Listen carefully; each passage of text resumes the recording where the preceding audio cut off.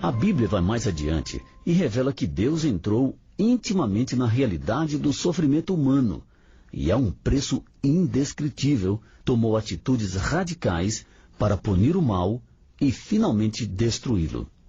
Ele fez isso na pessoa de Jesus Cristo. No musical de sucesso Jesus Cristo Superstar, Maria Madalena canta: "Ele é um homem, apenas um homem." Ela estava certa e errada. A Bíblia deixa claro que, embora o caráter, as palavras e as ações de Jesus o coloquem em posição de superioridade sobre todos os demais 60 bilhões de pessoas que já viveram, ele era verdadeira e completamente humano. Como criança, ele teve de ser ensinado a ficar de pé, a andar, falar, escrever, alimentar-se e vestir-se. Ele sabia o que significava estar cansado, ter fome e sede. Em Lucas 19:41, Jesus, estando preocupado com a tragédia que sobreviria a outros, chorou. Ao ouvir as boas notícias, ele exultou, conforme lemos em Lucas 10:21. Ainda mais significativo, lemos em Hebreus 4:15, Jesus foi tentado em todas as coisas à nossa semelhança. Apesar de tudo isso, Jesus Cristo era mais do que o homem. Centenas de anos antes do seu nascimento, os profetas enviados por Deus prometeram que um dia ele interviria na história da raça humana, enviando um grande libertador, o Messias, que providenciaria a resposta perfeita às grandes necessidades dos homens. Houve mais de 300 dessas profecias, envolvendo o tempo exato do nascimento, a genealogia, o estilo de vida, os ensinos, os poderes miraculosos e os minuciosos detalhes dos acontecimentos que cercariam a morte de Jesus. Ainda mais admirável, os profetas disseram que Jesus nasceria de uma virgem, algo singular na cultura humana. Jesus cumpriu ao pé da letra cada uma destas profecias. Ao fazer isso, Jesus endossou o que a Bíblia testifica com unanimidade. Ele era a imagem do Deus invisível, conforme lemos em Colossenses 1:15. E também em Colossenses 2:9 lemos: "Nele habita corporalmente toda a plenitude da divindade." Mas por que ele veio ao mundo?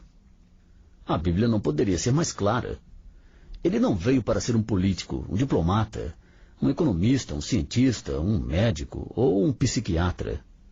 Jesus veio para lidar com o problema mais grave e letal da raça humana, aquilo que a Bíblia inflexivelmente chama de pecado.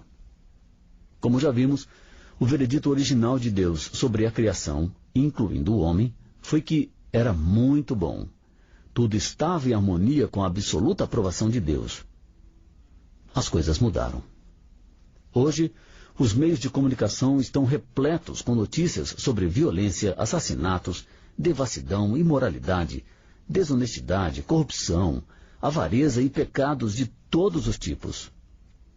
A Bíblia identifica implacavelmente a causa, a depravação que existe no coração do homem, e afirma que o coração do homem é enganoso, mais do que todas as coisas, e desesperadamente corrupto, conforme lemos em Jeremias 17:9. Foi este problema horrível que Deus veio resolver na pessoa do Senhor Jesus. E ao fazer isso, Jesus suportou toda a aflição e sofrimento que o pecado causa. Isso foi expresso de maneira poderosa nas seguintes palavras escritas nos anos 1960. No final dos tempos, bilhões de pessoas se apresentaram diante do trono de Deus. Muitas retrocederam ante a luz que resplandecia diante delas, mas alguns grupos que estavam na frente conversavam veementemente, não com temor servil, e sim com agressividade. Deus pode nos julgar? Como ele pode saber algo a respeito do sofrimento? Questionou uma moça ousada. Ela puxou com rapidez a manga de sua veste para mostrar o número tatuado de um campo de concentração nazista. Suportamos terror, espancamento, tortura, morte. Em outro grupo, um homem curvou seu pescoço dizendo: "O que vocês acham disso?" Ele perguntou mostrando uma horrível marca de corda.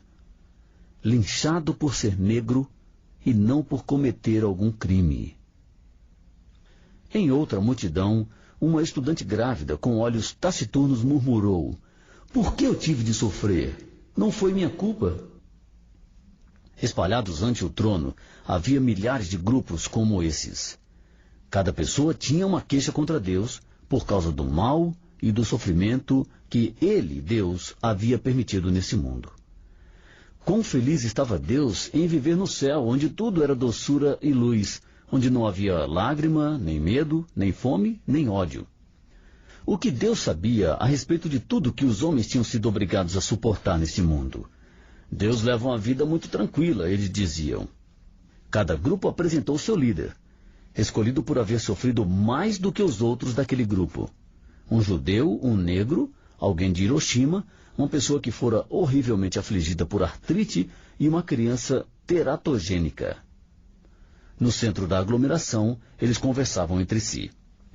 Por fim, estavam prontos para apresentar o seu caso e o fizeram com muita perspicácia. Antes de se qualificar para ser o juiz deles, Deus tinha de suportar o que eles haviam suportado. Haviam chegado ao veredito de que Deus fosse condenado a viver na terra, como homem. Deveria nascer como judeu. A legitimidade do seu nascimento teria de ser questionada. Ele deveria realizar uma obra tão difícil que a sua própria família pensaria que ele estava louco quando tentasse realizar essa obra.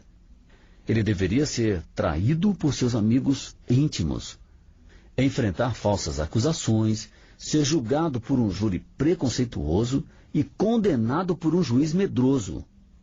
Deveria ser torturado e, por fim, entender o que significa ser terrivelmente abandonado e deixado solitário. Depois, ele deveria morrer em agonia, de tal modo que não haveria dúvidas quanto à sua morte, e grande número de testemunhas deveriam comprová-la. Enquanto cada líder anunciava a parte de sua sentença, um intenso murmúrio de aprovação saiu dos lábios das pessoas ali reunidas. Quando o último líder terminou de proferir a sentença, houve um silêncio prolongado. Ninguém proferiu nenhuma palavra. Ninguém se mexeu, pois todos sabiam que Deus já havia cumprido a sua sentença. Essas poderosas palavras enfatizam a verdade estupenda. Deus entende nosso sofrimento porque Ele mesmo o experimentou. Deus fez isso quando, em um ato de amor indescritível, Jesus, o eterno Filho de Deus, permitiu-se a si mesmo ser entregue à morte. A Bíblia mostra com clareza em Romanos 6:23 que o salário do pecado é a morte e que, embora Cristo fosse absolutamente sem pecado, ele morreu a seu tempo pelos ímpios, conforme lemos em Romanos 5:6, tomando voluntariamente o lugar de pecadores e recebendo em seu corpo e espírito toda a punição que os pecadores mereciam.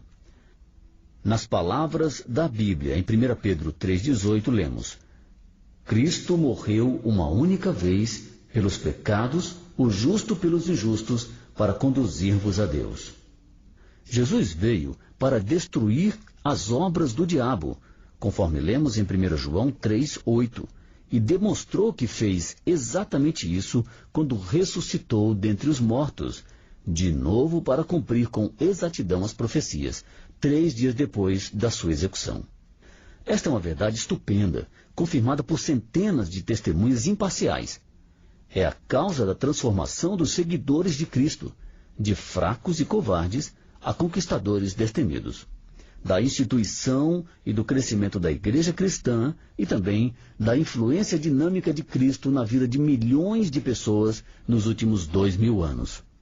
Agora, como mediador entre Deus e os homens, conforme está em 1 Timóteo 2,5, Cristo oferece o perdão de pecados e um relacionamento vivo e eterno com Deus a todos os que se converterem de sua vida egocêntrica e se entregarem a Ele como Salvador e Senhor.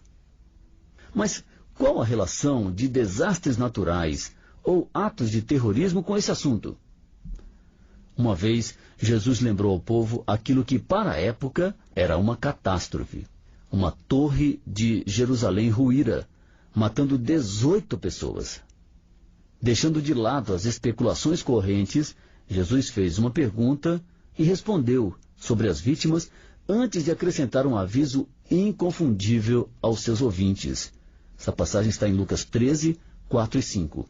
Ele disse: cuidais que aqueles 18 sobre os quais desabou a torre de Siloé e os matou eram mais culpados que todos os outros habitantes de Jerusalém?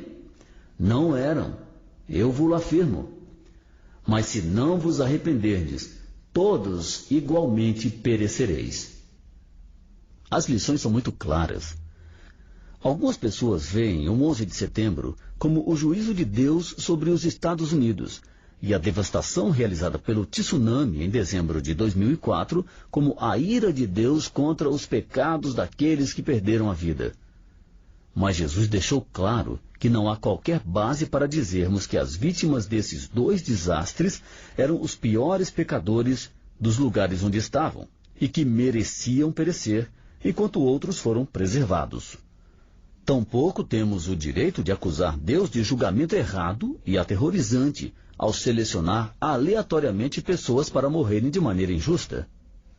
Devemos aceitar o fato de que, em sua infinita sabedoria, ele reteve sua mão protetora, permitindo que tais acontecimentos se realizassem, para cumprirem propósitos que estão além de nossa compreensão limitada, mas que incluíam a advertência do julgamento que sobrevirá a todos aqueles que rejeitam os conselhos dele. Se isto lhe parece muito severo, permita-me exortá-lo com urgência a pensar que é somente pela misericórdia de Deus que toda a humanidade ainda não foi destruída. O fato de que todos pecaram e carecem da glória de Deus, conforme lemos em Romanos 3:23, implica que, se Deus eliminasse toda a raça humana neste momento, nem a justiça, nem a misericórdia dele ficariam comprometidas. Se Deus enviasse um juízo universal e imediato, você não estaria vivo para terminar de ouvir essa frase.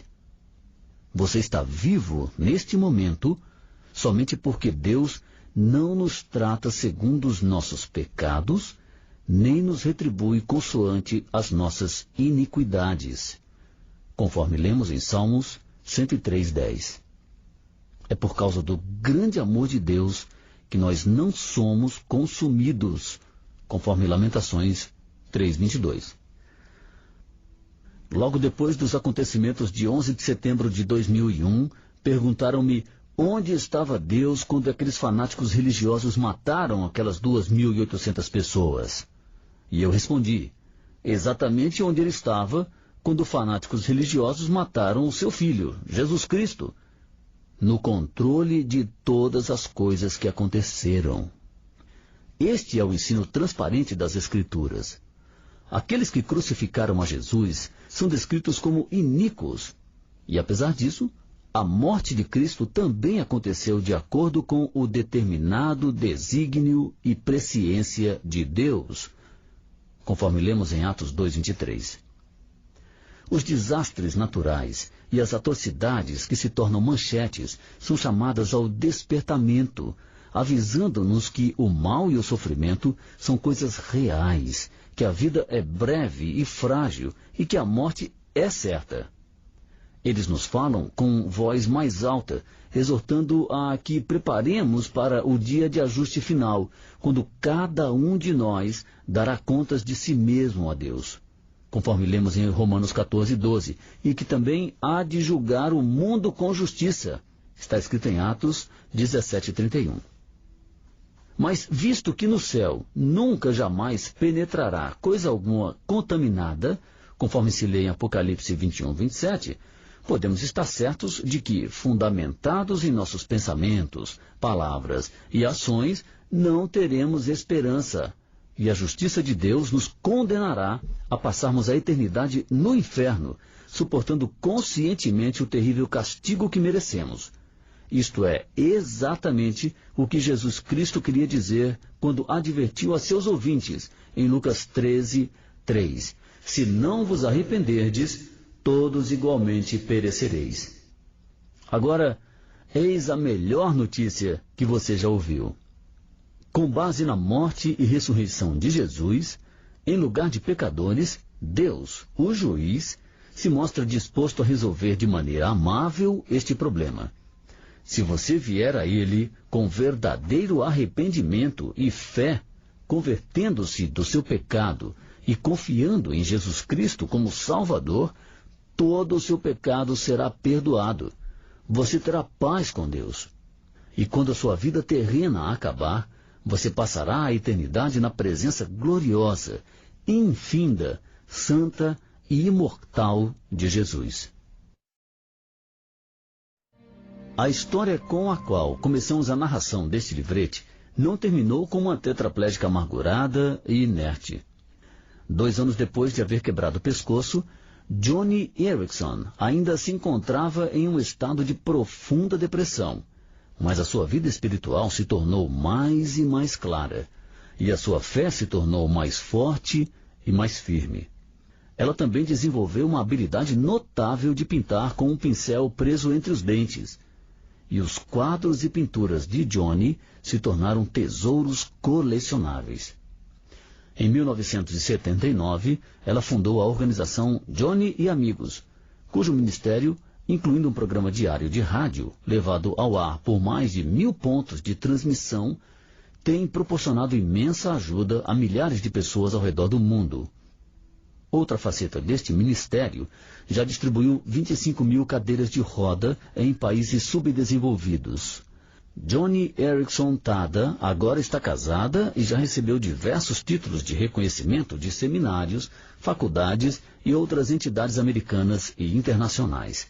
E os 30 ou mais livros de Joni refletem uma fé radiante em Deus que transcende todas as dores e privações.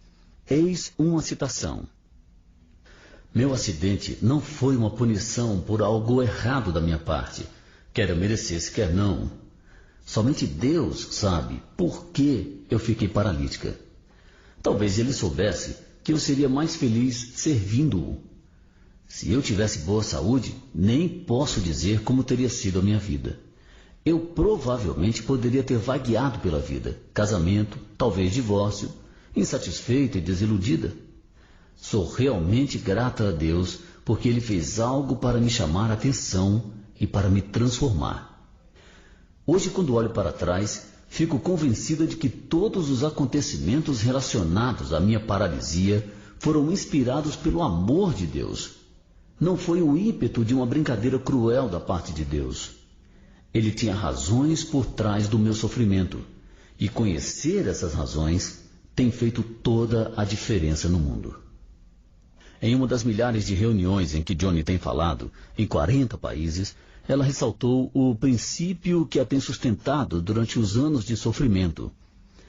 Quando aprendemos a depender da soberania de Deus, fixando e centrando nossos pensamentos naquela realidade inabalável e imutável, podemos experimentar grande paz interior. Nossos problemas podem não mudar. Nossas dores talvez não diminuam. Nossas perdas talvez não sejam restituídas. E os problemas podem continuar no dia seguinte. Mas o poder daquelas coisas que nos abatem é sobrepujado quando descansamos no fato de que Deus está no controle. No dia anterior ao ataque terrorista nos Estados Unidos, um passageiro da American Airlines observou uma aeromoça quebrando o gelo com uma garrafa e expressou-lhe a preocupação de que ela poderia se cortar. A aeromoça ficou impressionada e, depois de haver conversado com aquele passageiro por alguns momentos, aceitou dele um folheto evangélico. Mais tarde, naquele voo, a aeromoça disse ao passageiro que aquele era o 6º folheto que ela recebia nos dias recentes. E lhe perguntou: "O que Deus quer de mim?" O homem respondeu: "A sua vida." E explicou-lhe o que devia fazer para acertar o seu relacionamento com Deus. Em menos de 24 horas, aquela moça estava no primeiro dos aviões a se chocarem contra as torres do World Trade Center. Enquanto você termina de ouvir este livreto, permita-me exortá-lo a pensar cuidadosamente a respeito de duas coisas. A primeira é que Deus fez esta maravilhosa promessa que está em Jeremias 29:13. Buscar-me-eis e me achareis, quando me buscardes de todo o vosso coração. A segunda é que esta graciosa promessa tem uma data limite, conforme está escrito em Isaías 55:6. Buscai ao Senhor enquanto se pode achar. Invocai-o enquanto está perto. Aquela aeromoça não tinha qualquer ideia de que a sua data limite era uma questão de horas. E sua admirável história é um lembrete solene de que ninguém pode se dar ao luxo de ser leviano e brincar com a paciência de Deus, supondo que ele pode responder quando lhe for conveniente. Em sua perfeita santidade, Deus odeia o pecado, mas ele não quer que nenhum pereça, senão que todos cheguem ao arrependimento. Nós lemos isso em 2 Pedro 3:9. E em sua grande misericórdia, ele derrama o seu amor naqueles que genuinamente fazem isso. Portanto, não permita que nada o impeça de invocá-lo aqui e agora, pedindo-lhe que o perdoe e lhe dê a graça para se converter dos seus pecados e entregar-se a Jesus Cristo como seu Salvador pessoal.